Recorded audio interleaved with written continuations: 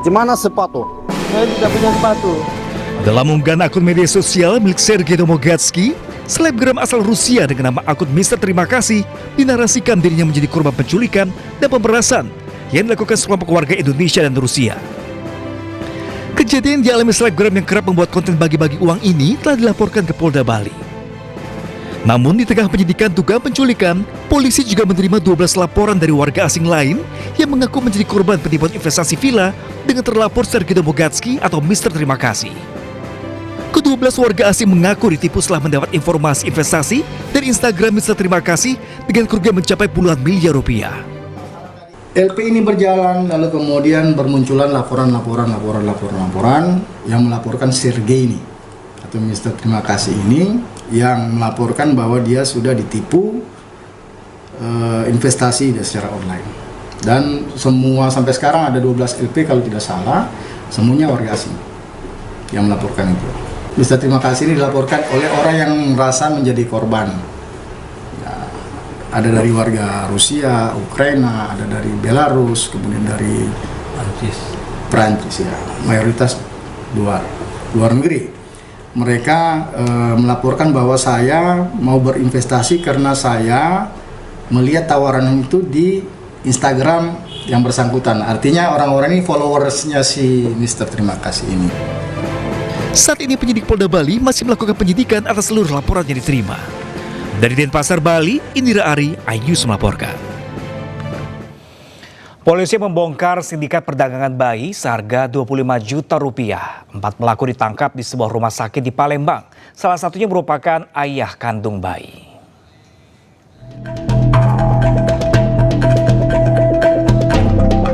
Tim gabungan Subdit Renakta dan Subdit Jatan Ras Polda Sumatera Selatan membongkar sindikat perdagangan bayi. Keempat pelaku ditangkap di sebuah rumah sakit di Palembang saat akan melakukan transaksi. Dari hasil pemeriksaan, bayi tersebut akan dijual seharga 25 juta rupiah. 4 pelaku yang ditangkap merupakan pasangan suami istri yang berperan mengatur jual beli. Satu pelaku mengawal proses kelahiran bayi dan ayah kandung bayi. Diketahui orang tua bayi berada di Bekasi dan komunikasi melalui media sosial. Ayah bayi dijanjikan uang sebesar 8 juta rupiah dan keduanya disuruh datang ke Palembang untuk proses lahiran. Berkomunikasi lewat media sosial. Dijanjikan dari saudara R, silahkan melahirkan di Palembang, saya akan biayai, saya tanggung semuanya, kemudian setelah selesai, saya akan kasih 8 juta setelah bayi tersebut dijual. Tersangka yang lain membantu mencari penjual, terjadi transaksi, duitnya dikasih ke orang tua atau ayah dari bayi. Polisi saat ini masih mendalami jaringan penjualan bayi ini termasuk ke dinas sosial. Sedangkan pelaku yang ditangkap terancam pasal tindak pidana perdagangan anak. Dari Palembang, Sumatera Selatan, Firdaus, iNews melaporkan. Ya pemirsa, pimpinan Pondok Pesantren Ar-Rahman Basyaiban, Gus Yazid Bazaiban melaporkan ancaman pembunuhan ke Polda Metro Jaya.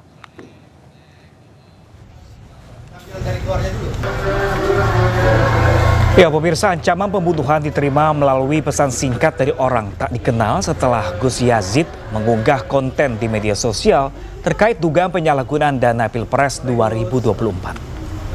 Gus Yazid mengaku tak hanya dirinya, namun juga istri dan anaknya turut mendapat ancaman serupa. Pihaknya berharap polisi dan pemerintah memberikan perlindungan serta mengungkap pelaku di balik ancaman tersebut.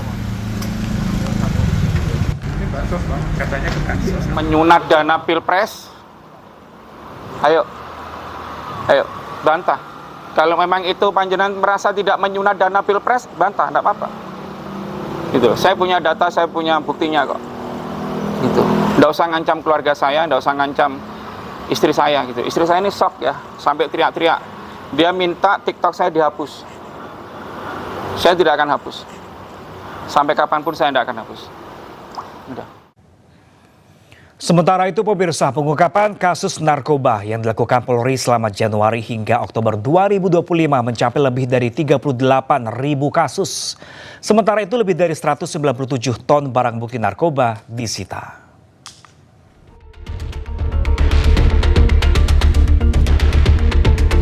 Selama Januari hingga Oktober 2025, Polri menangani 38.934 kasus penyalahgunaan narkoba.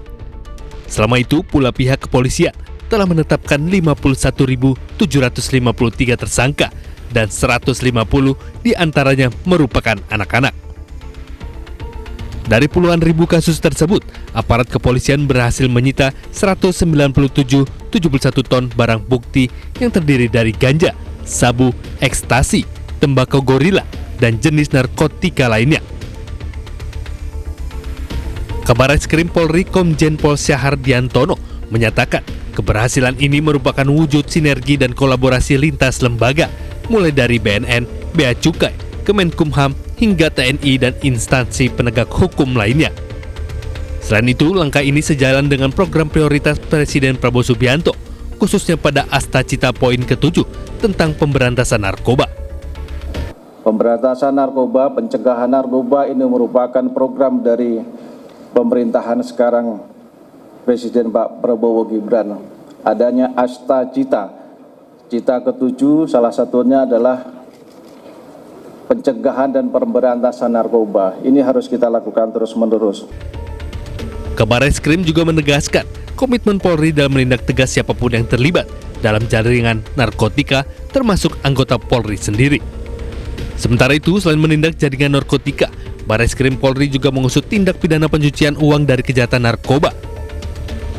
Selama Januari hingga Oktober 2025, aset yang disita mencapai 221,38 miliar rupiah dari 22 kasus dengan 29 tersangka.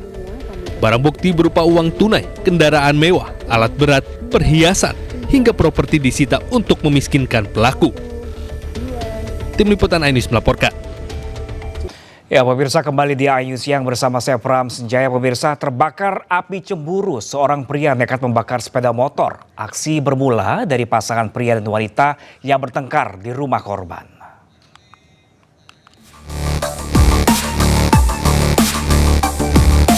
Seorang pria masuk ke dalam rumah di Jalan Rambutan, Kota Tanjung Balai, Sumatera Utara.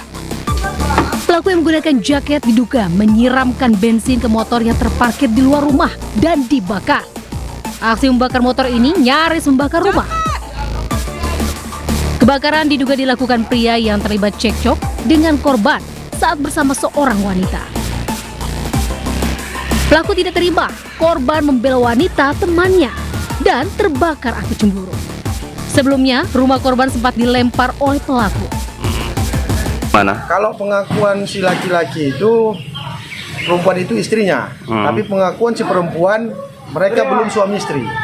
Diduga apa nih Bang? Api cemburu ya Bang? Ya, boleh jadi, bisa jadi itu. Korban telah melaporkan kejadian ini ke Polres Tanjung Balai. Berharap pelaku dapat segera ditangkap. Dari Tanjung Balai, Sumatera Utara, Ulil Amri melaporkan. Akui sebagai sosok pria dalam video mesum, Kepala Desa Munjul, Pandeglang, Banten, Iip Surami Harja akan segera diperiksa. Namun sang kades menyebutkan aksi tak senonoh dalam video itu terjadi sebelum ia menjabat sebagai kepala desa.